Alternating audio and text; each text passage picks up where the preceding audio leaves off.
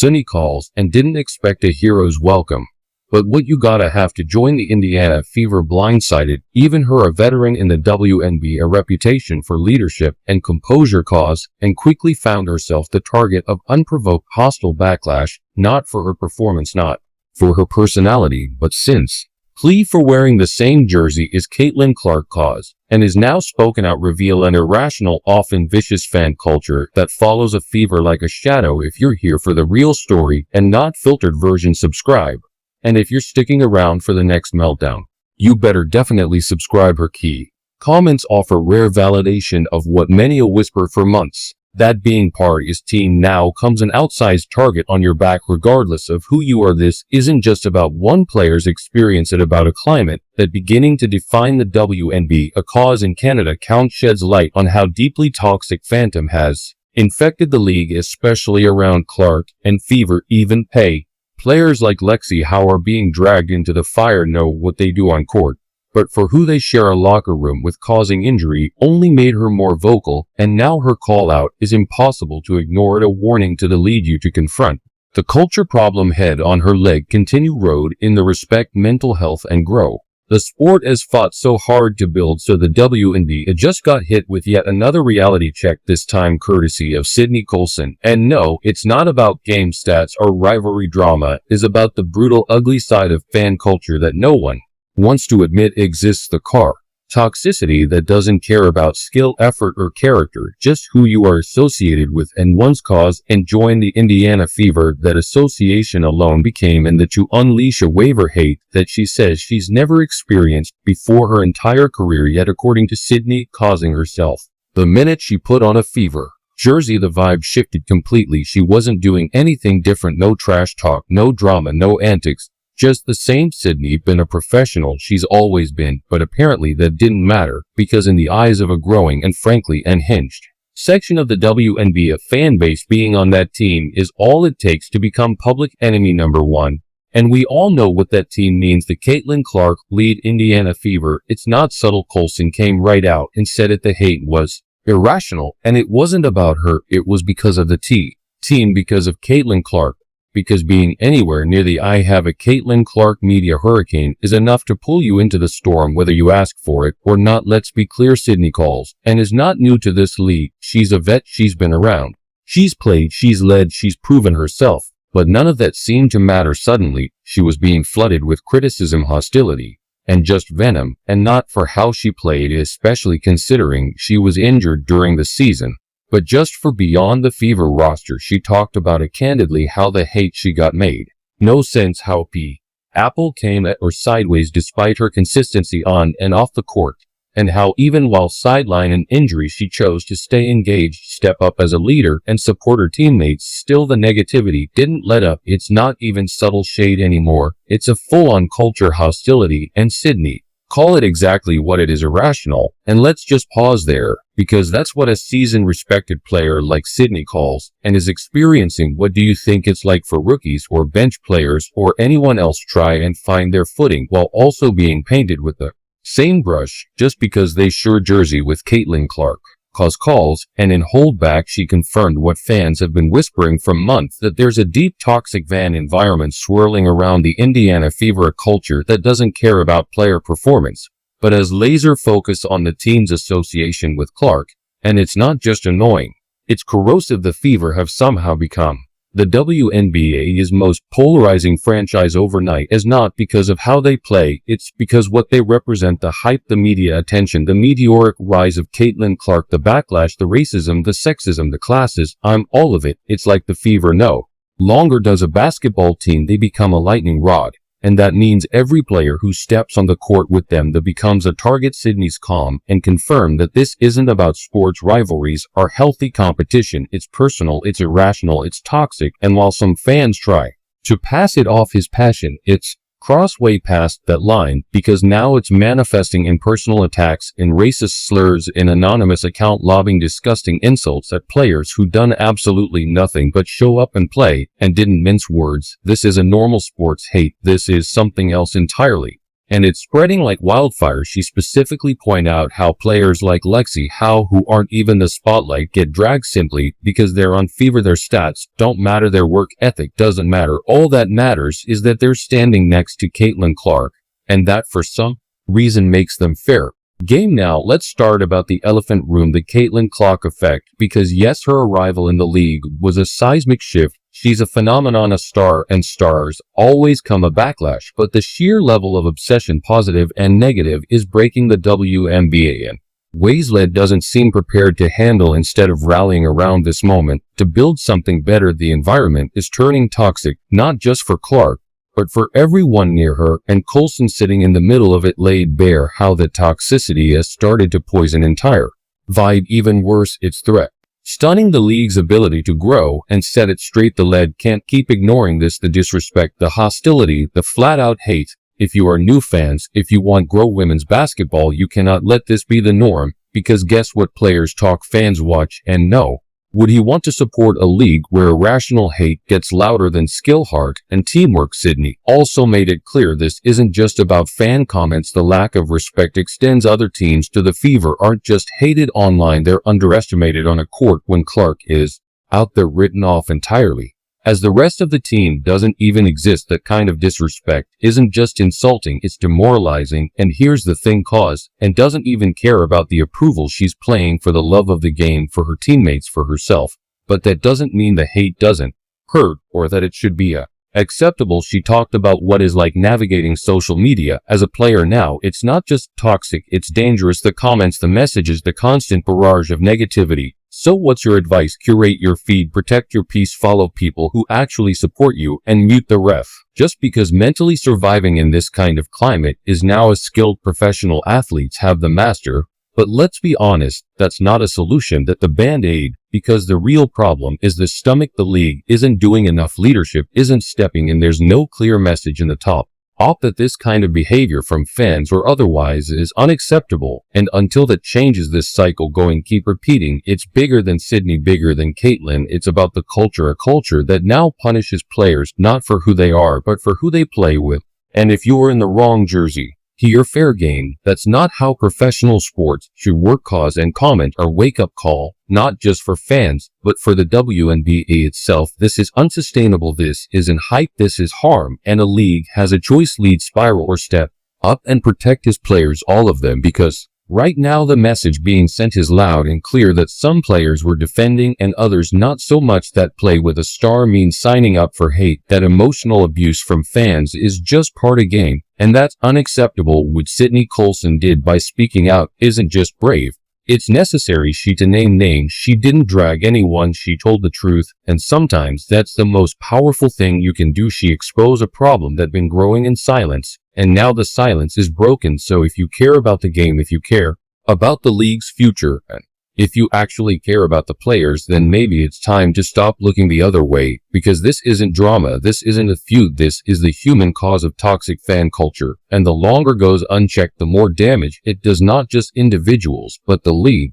as a whole. If you're watching this, drop your thoughts in the comments. Do you think the league is doing enough to protect its players? Should there be stronger policies in place for fan behavior? And are fans crossing the line between passion and poison? Don't forget, like, share, unsubscribe from, or break down to the biggest stories in sports, celebrity chaos, and everything in between. We left off with Sydney Colson blew the off something the WNBA has been sweeping under the rug for far too long: toxic fan culture, and not just casual trash talker. Game day emotions, real persistent target hostility that follows you off the court, online, and right into your personal space. And when Colson speaks, you listen to, because she's not some unseen and rookie trying to go viral. She's respected veteran with years in the league, someone who knows exactly what she's talking about. When she says the hate she's getting is new and completely irrational, that means something's changed and not for the better. Let's get something straight. Distance start with her. This started the minute Caitlin Clark entered the WNBA and set off a culture war no one in the league was ready for. Suddenly being on a fever wasn't just about basketball, it meant stepping into a battleground, and every player, whether they liked it or not, got drafted into a narrative it didn't ask to be part of. Course and in sugar. She made it crystal clear that the hate she's received isn't about her game, is not about any incident and or controversy she personally caused, is because of the jersey she wears, and that's brutal reality a lot of players are being forced to confront. Doesn't matter who you are, once you associate with the Indiana Fever, you're guilty by a proxy. Somebody, let's be honest, this is our professional sports, is supposed to work teams rise and fall. Players he praised or criticized, sure, but the idea that your mere association with a teammate, one teammate, to get you target with hate mail, online abuse, and full-on harassment, that's wild. And yet here we are, our course, and talked about how this backlash didn't even let up when she was injured. She wasn't even on the court, and the hate still came. That tells you everything you need to know. This isn't about performance, is not about stats, it's about narrative. It's about people deciding that anyone connected Caitlin Clark somehow deserves whatever vitriol they've got bottled up. And let's not pretend this is just passionate fan. I'm gone a little too far. No, this is personal. This is people stepping way beyond the lines of sports criticism and into something meaner, nastier, and often, let's be real, racially charged causes. Not the only one noticing, she just happens to be the one brave enough to say it out loud. She mentioned how role players like Lexi all are getting dragged to Lex. He's not out here making headlines. She's not going viral every week. She just doing her job, and yet the attacks come anyway. Why? Because she plays with Caitlin Clark. That's it. That's the crime. You start to see the pattern here, right? It's not about what you do, it about you stand next to. And that's a terrifying precedent, because it means a moment a player becomes a phase of league polarizing or not everyone around, and becomes a lightning rod for backlash, not praise, not support, just hostility. And if the lead doesn't handle that, who will? Colson point out how this whole atmosphere affects not just the players, but the entire growth of the WNBA. Think about that for a second. This league is trying to grow to reach new audiences, to become mainstream, and yet the conversation around one of his most high-profile teams are so toxic that players are getting harassed simply for being on the roster. What kind of image does that send to casual fans, the sponsors, to the next generation of players? Here's the uncomfortable truth: success brings attention, and attention brings pressure. But the WNBA wasn't ready for the type of attention Caitlin Clark brought, and now, instead of supporting players to that transition, the league is leaving them out to dry calls and hit on something deeper, to the fact that other two teams don't take the Fever seriously unless Clark is on the court, that when she's out the entire team gets dismissed by it's Caitlin or nothing. And that's not only disrespectful, is demoralizing. These women are professionals. They've worked their whole lives to get here, and yet the public and even other franchise causes are acting like their worth starts and ends with one player's presence. Colson see that she called it out, and she's not wrong. The Fever, our team, not a one-woman show. And the fact that so many people can't see past Caitlin Clark's shadow, that's part of the problem. This all circles back to one day. In perception, public perception is shaping how fan three players, how media covers games, how teams are valued. And when that perception becomes toxic, everything else falls apart with it. The league has to do better. Leadership has to take this seriously, because this isn't just about protecting Caitlin Clark. It's about protecting everyone in the league, everyone who gets caught in crossfire, the phantom frenzy, everyone who doesn't deserve the online vitriol, the DM, the comments, the harassment. And yes, harassment. Let's stop sugarcoating it. What Sydney Colson is describing isn't just criticism. It's hate, it's harassment, it's people attacking her character, making it personal, and refusing to acknowledge that she's a human being with a career or reputation and emotions. And what's even worse, the people doing it think to the good guys that they're just protecting the game or keeping it real, but caution's telling you the truth. This behavior is not about basketball, it's about insecurity, it's about entitlement, it's about fan projecting their feelings on the players who don't deserve it. She even shared how players have to curate their social media feeds just to protect their mental health. Think about how insane that is. You have to filter your timeline. Avoid certain hashtag, mute entire groups of people. Does the avoid being verbally assaulted for showing up to work, and even that isn't a real solution. It's just a survival tactic, because when the Hague, its own normalize, it becomes background noise. Something is seriously broken, and Sydney Colson wasn't afraid to say the mess she's sending is clear. If the WNBA doesn't step in, this culture gonna destroy the very thing is trying to build. You can't talk about growth and visibility while ignoring the very real emotional damage players are taking on every day. You can promote team spirit and quality while letting entire rosters get smeared because one superstar spotlight, there has to be accountability, there has to be leadership, and above all there has to be a cultural shift, because of this is what happens when a team starts winning, what happens when more stars rise, what happens when the next Caitlin Clark comes along. Are you to keep doing the same cycle? Hype, backlash, harassment, silence, or is someone Feigen say enough? Sydney Colson already did. She spoke the truth. She called out the irrational hate. She lay bare the emotional toll. And now it's up to the league and the fans to decide what kind of culture they want to create going forward. Or we're here to uplift the game or tear it down from the inside. Let's be real. It's easy to stand your favorite player and drag everyone else. It's easy fall into fandom yours and pick sides. But the players, they live this. They take the hits, both physical and emotional. And they deserve better. They deserve respect. They deserve support. And most of all, they deserve a league that actually protects them, not just market them. Here is where things get even more twisted. This entire situation isn't just uncomfortable. It's not just about online hate where people being a little too passionate. It's a full-on identity crisis for the WNBA. Because of your league starts treating players like collateral damage for standing near the spotlight, then what message are you sending to the next generation of athletes that success equals sacrifice of your peace, your privacy, and your mental health? That being on a hype team means surrendering your right to be judged on your own merit, because that's what Colson is describing here. A world where you can do everything right, be consistent, be a leader, show up even when you're injured, and still get hate just for existing in the wrong jersey. It's not about rivalry anymore. It's resentment, raw, irrational resentment for the team, for the attention, the fact that one is driving eyeballs, sport in a way that's never happened before, and that resentment, it's splashing all over teammates, on people who didn't ask to be dragged into the Caitlin Clark media machine, but now have to weather the storm anyway. And again, it's not about Clark herself. This isn't a hit piece. Even Sydney isn't blaming Caitlin. She's pointing the finger at the culture that formed around her, a culture that refuses to see nuance, that treats team sports like a zero-sum game. If you're not with a golden girl, you're against her, and if you're with her, you're only valuable as a prop. The fact that calls and how to clarify why she's getting hate, and that it has nothing to do with her, is exhausting. That should be necessary. A grown professional athlete having to explain that she didn't suddenly become problematic overnight, that she's literally just doing her job, should not be this controversial. But that's where we are at, and it doesn't stop on the court.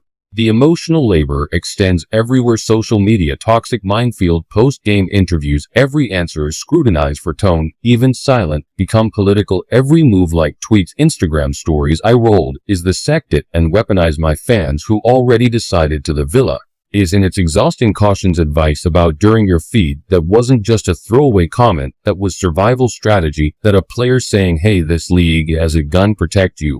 So here's how you protect yourself. And let's really sit with that for a second. 1. Professional athletes are forced to self-censor, self-sue, and self-shield just to exist online without getting flooded with hate. We've got a broken system. And who loses the most? The league. Always a league. Because here's what people don't seem to understand: when fans cross the line, they're not just hurting individual players, they're poisoning entire ecosystem. They're making it harder for teams grow, chemistry for young players find their footing, for rivalries just a fun and competitive instead of venomous and personal. The drama becomes a story, not the games, not the wins, not the evolution. A whim.